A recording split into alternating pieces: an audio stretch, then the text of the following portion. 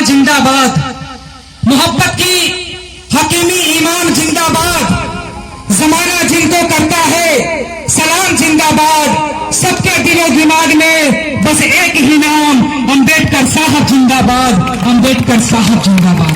बिहार की ऐतिहासिक धरती से चलकर आकाओं की सरजमी, उलमाओं की सरजमी, वीरों की सरजमी गाजीपुर पर उपस्थित बालेश्वर भारती जी और तमाम जिम्मेदारान साथी, जहां तक मेरी आवाज पहुंच रही है, आप सबकी खिदमत में आपका बेटा, आपका भाई आसिफ गाजीपुरी आपको सलाम और जय पेश करता है। यह कहा जाने वाला मेरा मातृ वतन हिंदुस्तान आज बिल्कुल बिखर चुका है, बिल्कुल टूट चुका है। मुझे वो वक्त याद है साथियों, प्रत्येक वर्ष हमारे देश में 14 अप्रैल को बाबा भीमराव अंबेडकर की जयंती मनाई जाती है। उसी के उपलक्ष्य में जनपद गाजीपुर के अंतर्गत सामानिया ब्लॉक के अंतर्गत ग्राम करमहरी घरोइया की सरजमी पर आज एक बेहतरीन महफिल का आगाज किया गया है।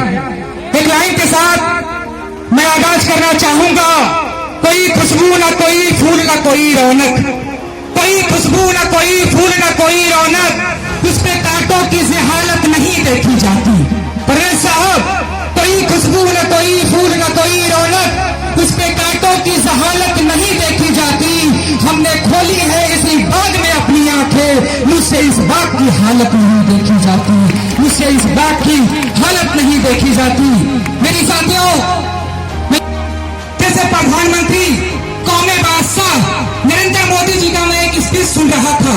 उन्होंने कहा विदेश में जाकर, मेरा मुल्क है हिंदुस्तान मातृ वतन, जो देश है वो युद्धों का नहीं बातों का देश है। उन्होंने जाके कहा अमेरिका में ये युद्धों का नहीं बातों का देश है, लेकिन मुझे अफसोस है, मलाल है, उसी पौधे के देश में आप जैसे जालिम तानाशाह ने युद्ध पैदा करने का काम किया है।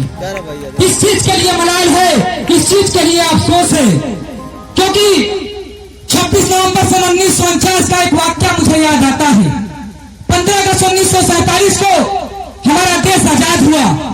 आजादी के 2 साल के पश्चात 26 नवंबर 1949 में भारत की संविधान सभा की आखिरी बैठक में डॉक्टर भीमराव अंबेडकर साहब ने कहा, मेरे नौजवान साथियों, मेरे बहुजनवादियों, मैंने आखिरी बैठक में ये विरोधी के दौर में मैंने आपको एक वोट, एक व्यक्ति का अधिकार तो दे दिया, लेकिन इस वोट अधिकार को देने के बाद आप तब तक समान अधिकार को शामिल नहीं कर पाते हैं जब तक आपको सामाजिक और आर्थिक स्थिति को समता का अधिकार नहीं दिया जा सकता है। एक बार मैं कैमूर की धरती पर प्रोग्राम कर रहा था। एक बहुत ही दिग्गज शख्सियत ने मुझसे पूछा कि आसिफ गाजीपुरी साहब, बताओ आप कुरान को मानते हो या संविधान को मानते हो? मैं बहुत अफसोस में था, मैं बहुत चिंतित था कि हमारी धार्मिक ग्रंथ कुरान है, लेकिन क्या मैं कुरान को मानूं या संविधान को मानूं? कुछ देर तक मैं खामोश रहा। खामोशी रहने के पश्चात कहा, मेरा पुत्र तुल्य लोग, मैं सबसे पहले किसी को मानता हूं तो वो संविधान को मानता हूं। इन्होंने पूछा, आप संविधान को क्यों मानते हैं? मैंने कहा, बाबा भीमराव अंबेडकर की लिखी हुई अनुच्छेद 25 से 28 में, अनुच्छेद 25 से 28 ने मुझे इजाजत दिया है कि जाओ और आप अपनी धार्मिक ग्रंथों का रक्षा करो।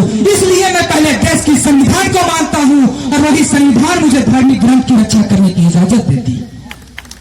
क्योंकि एक लाइन मुझे याद आता है, वक्त की थोड़ी सी किल्लत है, मेरी हर सांसों में बाबा साहब तुम्हारा नाम है, मेरी हर सांसों में बाबा साहब तुम्हारा नाम है। आज अगर मैं कुछ हूं तो ये आपका एहसान है, आज अगर मैं कुछ हूं तो ये आपका एहसान है। जो मेरे दर्द में रोया करते थे, अपने आंसुओं से मेरे दर्द को भिगोया करते थे, जिन्होंने कुर्बान कर दी अपनी औलाद, वो सब कहा जाने वाला मेरा मातृ वतन हिंदुस्तान आज बिल्कुल बिखर चुका है, बिल्कुल टूट चुका है। मुझे वो वक्त याद है, बाबा भीमराव अंबेडकर साहब के 3 गुरु हुआ करते थे। पहला गुरु तथागत गौतम बुद्ध, ज्योतिबा फुले और कबीर जी हुआ करते थे।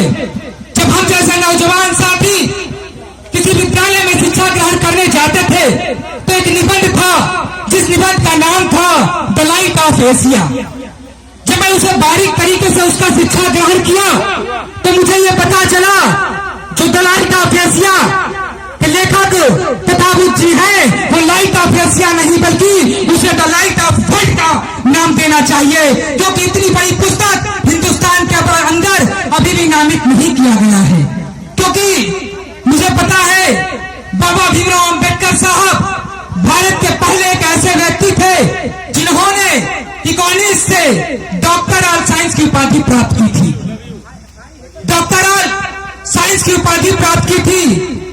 बाबा भीमराव अंबेडकर की एक पुस्तक है जिसका नाम है वेटिंग फॉर ए विद्या। बाबा भीमराव अंबेडकर की एक पुस्तक है जिसका नाम है वेटिंग फॉर ए विद्या। कोलंबिया के विश्वविद्यालय में इस पुस्तक को पढ़ाया जाता है, लेकिन अफसोस है विश्व के अंदर बाबा भीमराव अंबेडकर की पुस्तकों को पिरोई जाती है, लेकिन मेरे मातृ वतन हिंदुस्तान